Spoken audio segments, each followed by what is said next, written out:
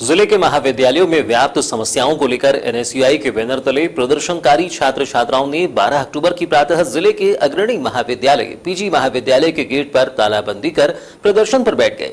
प्रातः 8 बजे से महाविद्यालय के गेट के सामने धरना प्रदर्शन कर रहे विद्यार्थियों को समझाइश देने कोतवाली थाना के अधिकारी व तहसीलदार रामबाबू दिवांगन भी पहुंचे।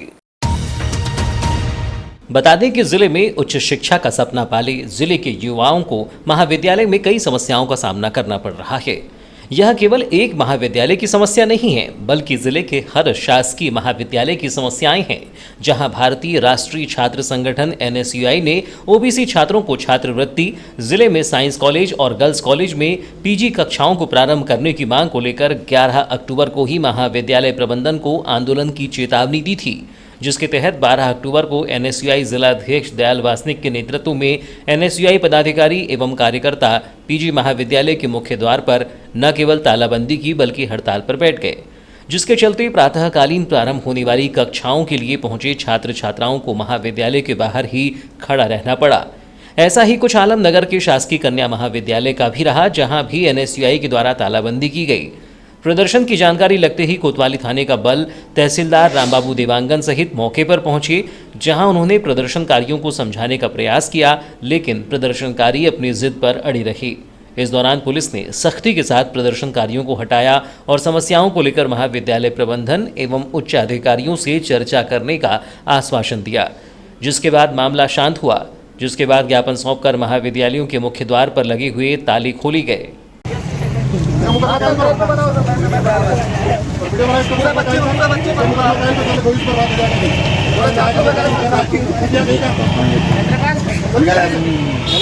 कहाँ पर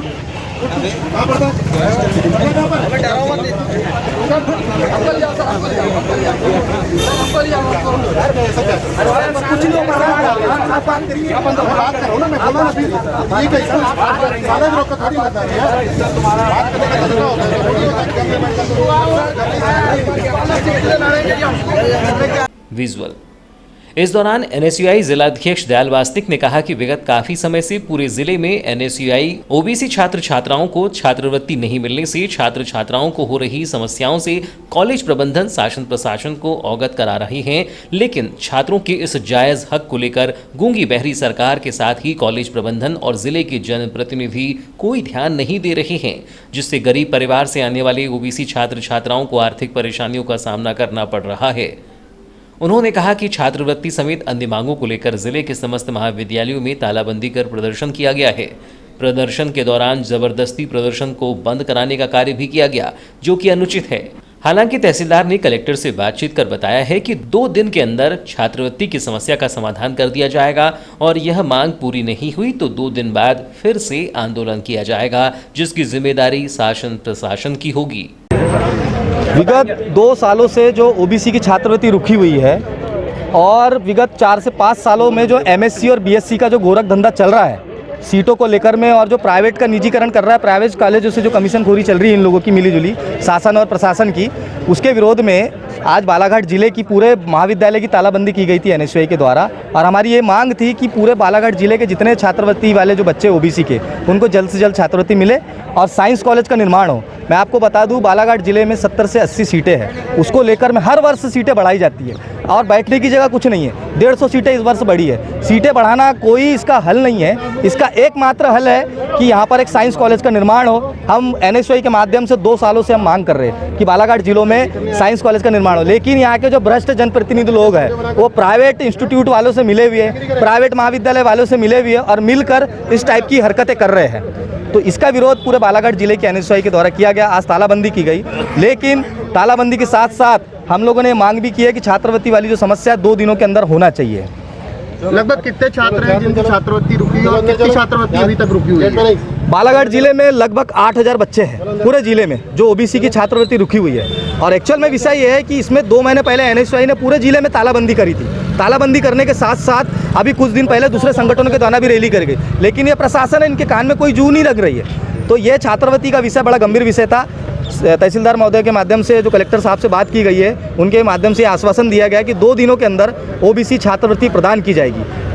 आपका आंदोलन को कुचलने की कोशिश की गई, उठाने में बच्चों को गिरफ्तारी करने की कोशिश की जा रही थी, क्या लग रहा था आपको? छात्रों की तो हमेशा कुचलने का प्रयास किया जाता है। ये जो बीजेपी की सरकार है, ये कंस मामा की जो सरकार है, ये छात्रों को नज़रअंदाज करने का काम हमेशा करते आ रहे हैं। छात्रवृत्ति को मैटर को लेके हो या किसी भी मैटर को लेके, आज हमारे प्रोटेस्ट को इनके द्वारा, प्रशासन के द्वारा दबलने कुचलने का प्रयास किया जा रहा था। गिरफ्तारी का हमको डर दिखाया जा रहा था। हमने बोल दी कि आपको जो गिरफ्तार करना है कर लीजिए, लेकिन हमारे माध्यम से जो हमारी मांग की गई थी, उचित मांग, उनका साहब ने बात की है कलेक्टर महोदय से और 2 दिन का आश्वासन दिए कि ओबीसी छात्रवृत्ति प्रदान की जाएगी और साइंस कॉलेज के विषय में गंभीरता से प्रयोग किया जाएगा। एनएसयूआई के पूरे जिले के एक डेलीगेशन को अभी 12 बजे बुलवाया गया है कि आप लोग आपसे जाके विस्तृत चर्चा करें। और जब ठंडे दिमाग से ये सब काम किया जा रहा है तो हमने भी एनएसयूआई ने समर्थन किया है कि जब छात्रवृत्ति प्रदान की जा रही है, लेकिन यदि 2 दिन के अंदर छात्रवृत्ति प्रदान नहीं की जाएगी, अनिश्चित पूरे जिले में महाविद्यालय की तालाबंदी होगी, सीएम का पुतला जलाया जाएगा और घोर रूप से आंदोलन किया जाएगा। आज जो आपने सीएम को पुतला जलाने की बात करी, पुतला दहन करेंगे कि नहीं करेंगे? करेंगे, पुतला दहन करेंगे। ये कंस मामा की सरकार, इसका पुतला दहन तो करेंगे हम। तालाबंदी भलाई से कॉलेज का ताला खोल देंगे, लेकिन पुतला दहन हम करेंगे। छात्र ऋषभ सहारे ने कहा कि जिले के करीब 8000 ओबीसी वर्ग के छात्र छात्राएं हैं जिन्हें 2 वर्षों से छात्रवृत्ति प्रदान नहीं की गई है, जिससे काफी समस्याएं हो रही हैं। छात्रवृत्ति दिए जाने के लिए लगातार प्रदर्शन किया जा रहा है और आज भी एनएसयूआई के बैनर तले प्रदर्शन किया गया। हम लोग ओबीसी की स्कॉलरशिप जो कई महीनों से हम लोग ज्ञापन ही सौंपते आ रहे हैं अभी तक, परंतु हमारी मांगों को नज़रअंदाज किया जा रहा है और हमने कलेक्टर महोदय को कम से कम हमने 5 बार का ज्ञापन दिया, परंतु हमारी मांगों को नहीं सुना जा रहा है। तो हमने इस विषय में तालाबंदी करे आज और हमें पुलिस प्रशासन ने हमें गिरफ्तारी करने की प्रयास करे, परंतु हमने उनको सहयोग प्रदान करा और उन्हें एसडीएम साहब और डीएम साहब से आज वार्ता है हमारी 12 के बाद। ऐसे एक छात्र की छात्रवृत्ति कितनी होती है? कम से कम 6,000 रुपये, 2,500 रुपये, 4,000 रुपये, 12,000 रुपये। ऐसे कितने छात्र हैं जिनकी छात्रवृत्ति? कम से कम 8,000 के ऊपर में स्टूडेंट हैं पूरे बालाघाट जिले में। मामले में तहसीलदार रामबाबू देवांगन ने बताया कि एनएसयूआई छात्र संगठन द्वारा पीजी कॉलेज के गेट पर आंदोलन करने की जानकारी मिली। मौके पर पहुंचकर चर्चा की गई तो छात्रों ने बताया कि विगत 2 वर्षों से ओबीसी की छात्रवृत्ति नहीं मिली है, जिस पर कलेक्टर महोदय को इसकी जानकारी दी गई तो उन्होंने प्राचार्य के साथ बातचीत कर समस्या का निराकरण करने आश्वासन दिया है, जिसके बाद आंदोलन समाप्त किया गया। सर, आज यहाँ पर छात्र द्वारा आंदोलन किया गया था, क्या कारण है? क्योंकि हमको जानकारी मिली थी एनएसयूआई छात्र संघ के जो हैं अध्यक्ष और उनके साथियों और स्टूडेंट्स के द्वारा पीजी कॉलेज के गेट पर अपनी मांगों को लेकर प्रदर्शन किया गया है और उनकी मांग है कि पिछले 2 वर्ष से जो लंबित ओबीसी की छात्रवृत्ति है वो प्रदान की जाए। इस संबंध में मेरे द्वारा कलेक्टर महोदय को अवगत कराया गया है कि वास्तविक तौर पर ये 2 सालों से छात्रवृत्ति लंबित है, इस बारे में प्रॉपर प्रोसेस नहीं हो रही है। कलेक्टर महोदय ने आश्वस्त किया है कि मैं प्रिंसिपल सर से बात करके आगे जो भी प्रोसेस होगी वो स्वयं प्रोसीड करेंगे और इस मामले का निराकरण करने का प्रयास करेंगे। सर, मांगे क्या उनकी उचित है क्या नहीं? मुख्य जो मांग है वो छात्रवृत्ति की है। छात्र जो ओबीसी छात्र हैं उनकी छात्रवृत्ति पिछले 2 सालों से नहीं आ पा रही है, तो वो वही मुख्य मांग है और इसके पहले भी इनके द्वारा आंदोलन किया गया था, पर इस बार कलेक्टर महोदय ने आश्वस्त किया है कि इस पर पूरी तरह से प्रोसेस की जाएगी।